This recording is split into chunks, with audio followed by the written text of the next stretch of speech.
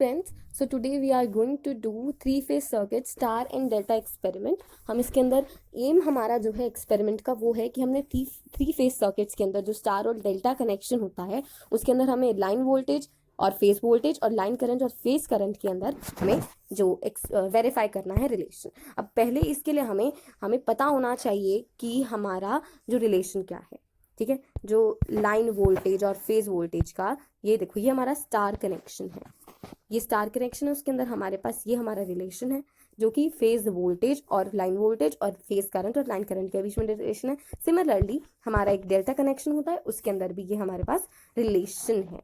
हमें इन रिलेशंस को वेरीफाई करना है। तो हम इस वीडियो के अंदर हम सारा एक्सपेरिमेंट देखेंगे कि हमने अगर अपनी एक्सपेरिमेंट बुक बनानी है तो उसके अंदर हमने क्या क्या चीज़ें लिखनी है, और हर तरीके से कि अगर हमसे वाइवा क्वेश्चन पूछा जाता है हम सिंगल से सिंगल कंसेप्ट को यहाँ पे क्लियर करेंगे। ठीक है, और हमारे पास यहाँ पर रिजल्ट ऑब्जर्वेशन टेबल और रिजल्ट भी इसके अंदर है, और थ्योरी भी अच्छे से एक्सप्लेन्ड और रिटन है।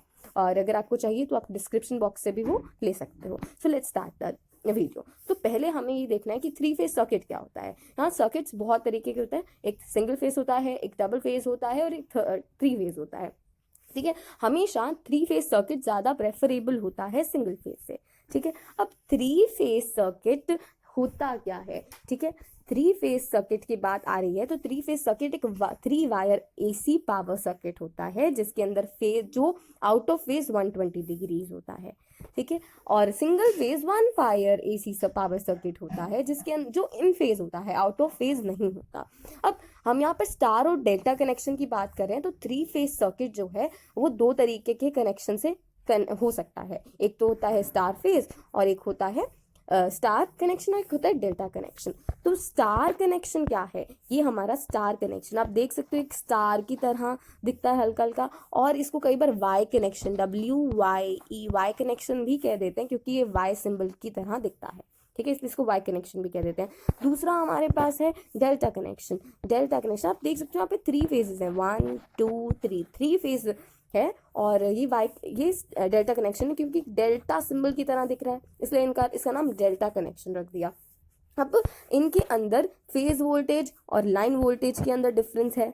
ठीक है, सॉरी रिलेशन है, और फेज करंट और लाइन करंट के बीच में रिलेशन है, और यहाँ पर सिमिलरली ये डेल्टा कनेक्शन के लिए भी यही रिलेशन अब है।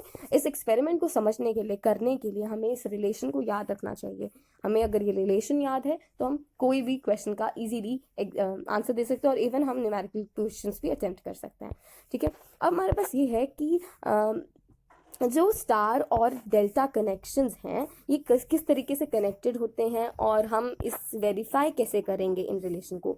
अब इस रिलेशन के अंदर हमारे पास टू टर्म्स आ रही है, एक फेज और लाइन। तो फेज वोल्टेज लाइन वोल्टेज में डिफरेंस क्या है, वोल्टेज तो आप सबको पता है। तो फेज वोल्टेज होता है, अब ये फेज बन रहा है पूरा।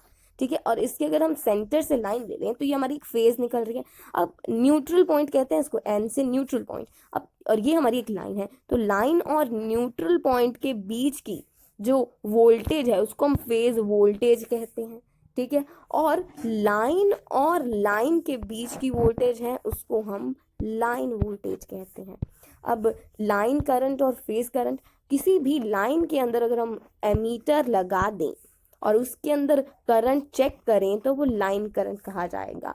ठीक है, और किसी भी इस फेज के किसी भी एक कंपोनेंट में फ्लो कर रहे करंट को फाइंड कर ले तो वो हमारा फेज करंट हो जाएगा।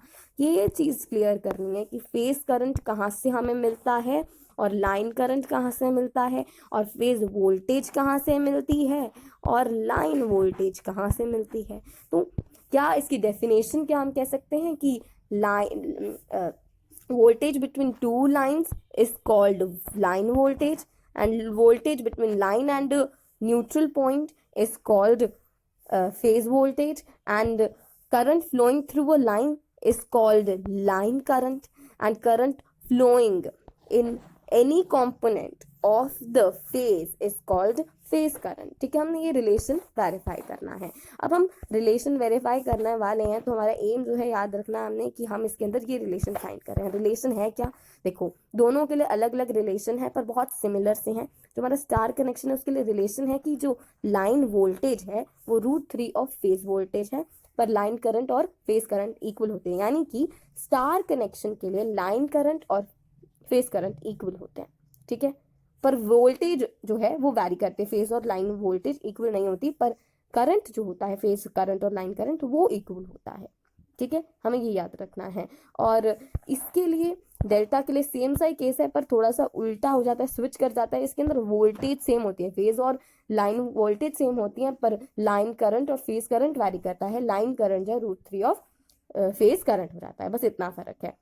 यही चीज़ हमने वेरीफाई करनी है। तो यहाँ पे हमें मैंने एक ड्रॉड पिक्चर भी दी है। इसके अंदर हमारे पास एक ट्रांसफार्मर है। अब हमें पता है ट्रांसफार्मर में दो पार्ट्स होते हैं, एक सेकेंडरी वाइंडिंग होती है, एक प्राइमरी वाइंडिंग होती है। प्राइमरी में हमने डेल्टा कनेक्शन दिया है और सेकेंडरी में हमने वाई कनेक्शन लिया है। ये इसके सिंबल्स हैं रिप्रेजेंट करने के लिए। तो हमने क्या किया है, हमने एक लाइन के अंदर एमीटर लगा दिया ताकि हम लाइन करंट फाइंड कर सकें, और एक एमीटर हमने फेज के किसी भी एक कंपोनेंट के ऊपर लगा दिया ताकि हम फेज करंट फाइंड कर सके। फिर इनका रिलेशन हम निकाल लेंगे, किसके लिए, डेटा के लिए। और फिर हमने वोल्टेज देखी है, तो वोल्टेज के लिए हमने क्या किया, दो लाइंस के बीच में हमने वोल्टेज ले ली, वोल्टमीटर लगा दिया तो हमें वो लाइन वोल्टेज दे देगा, और एक फेज के अंदर हमने वोल्टमीटर लगा दिया तो हमें फेज वोल्टेज दे देगा। सिमिलरली फॉर वाई कनेक्शन के लिए भी सिमिलर है। पर ये याद रखना, कभी भी ये इस एक्सपेरिमेंट को परफॉर्म करने के लिए जो लोड है वो बैलेंस होना चाहिए, यानी कि लोड जो है वो इस पूरे के इक्वल होना चाहिए। ये हमारी बैलेंस इक्वेशन, बैलेंस होना चाहिए। तो बस हमें ये कनेक्शंस याद रखने हैं कि हमें मीटर कहाँ लगाना है, वोल्ट मीटर कहाँ लगाना है, ये हमें याद रखना चाहिए। बस इतना हमें याद पता होना चाहिए। बस हाँ, एक और इम्पॉर्टेंट चीज़ कि हमने इनको कैसे लगाना है। जो डेल्टा होता है उसमें सिमिलर अपोजिट एंड्स कनेक्टेड होते हैं और स्टार में सिमिलर एंड्स कनेक्टेड होते हैं। डेल्टा में कैसे, अगर दो पार्ट्स हैं, एक A1 टर्मिनल है, एक A2 टर्मिनल है, यहाँ A2 B1 से कनेक्ट होगा और B2 जो है C1 से कनेक्ट होगा और A1 C2 से कनेक्ट होगा, यानी 1 2 से 2 1 से, बस ओपोजिट एंड्स कनेक्टेड होंगे। पर जो स्टार है उसमें सिमिलर एंड्स कनेक्ट होंगे, यानी A1 A2 A1 B1 and C1 ये कनेक्ट होंगे और A2 B2 और C2 ये कनेक्ट होंगे।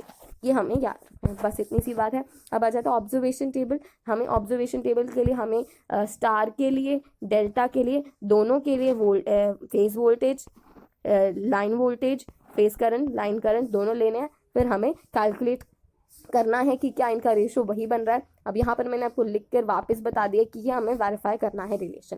तो हमने अब जब रीडिंग्स ली है, रीडिंग्स आप देखो कि ये मेरे डेल्टा के लिए रीडिंग ली, तो मैंने फेज वोल्टेज जब कैलकुलेट किया तो 403 आ रहा है और लाइन वोल्टेज भी क्या आ रहा है, 403 थी। यानी पता चल रहा है डेल्टा के लिए फेज वोल्टेज और लाइन वोल्टेज इक्वल हैं, ठीक है। और फेज करंट और लाइन करंट जो है डेल्टा के लिए वो नहीं, वो डिफरेंट हैं।